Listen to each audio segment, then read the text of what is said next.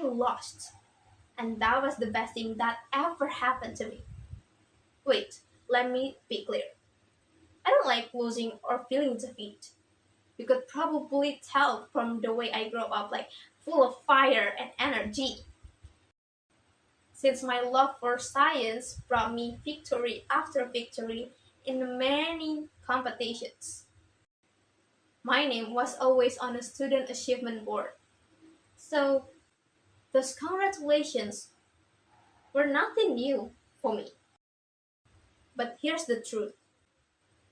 None of those things came easy. In fact, I studied hard because I took science serious. I really worked well until some people call me the ambitious one.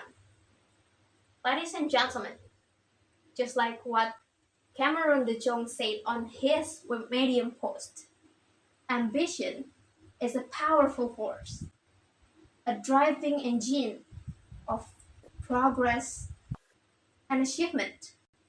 Ambition fuels our hunger to excel, to innovate, and to leave a mark on this world. That's how I love when people calling me that way. Being called as an ambitious made me want to win anything in other field.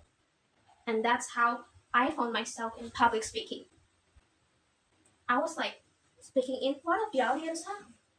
Well, it was easy for me. I can do this. Then I start learning everything about speech and immediately joining my very first competition. And of course, I lose. Fine, it was my first competition, so losing was acceptable. And then I tried another competition again, again, and again. Guess what? I lose again. If myself now looking back, it was terrifying because some people start to mock me. They calling me the ambitious one who lost her ambition. At that time, I felt stuck, like directionless. I don't know where's my fault. Until I watched a football team match.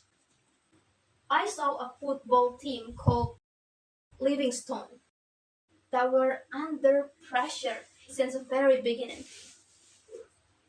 They were trailing 1-3, and honestly, I thought they were doomed. But after a halftime break, I felt something change. The Livingstone playing more aggressive than before, and I know they changed their defense strategy.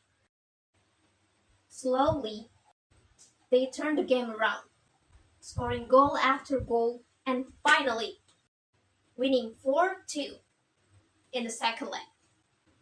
At the time, I felt like something hit me. For so long, I lived to the levels, the ambitious one, because I always win. I always be the champion.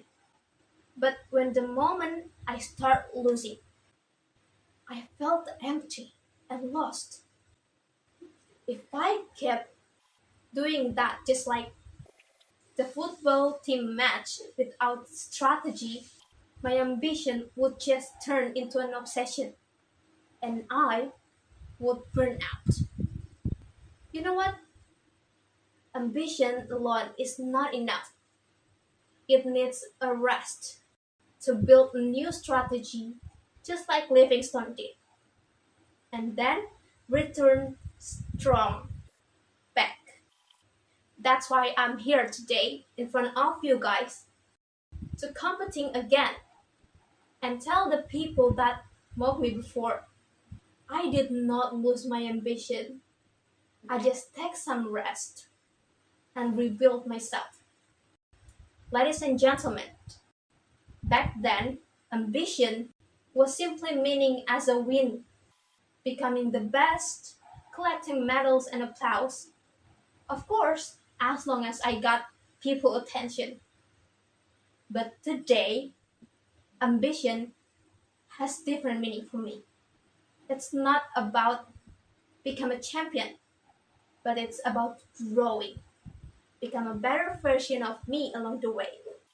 So, what can we learn from all of this is don't let people word, whether good or bad, shape who you are.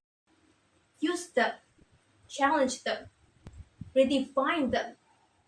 For me, if one day I lose again, I will not give up.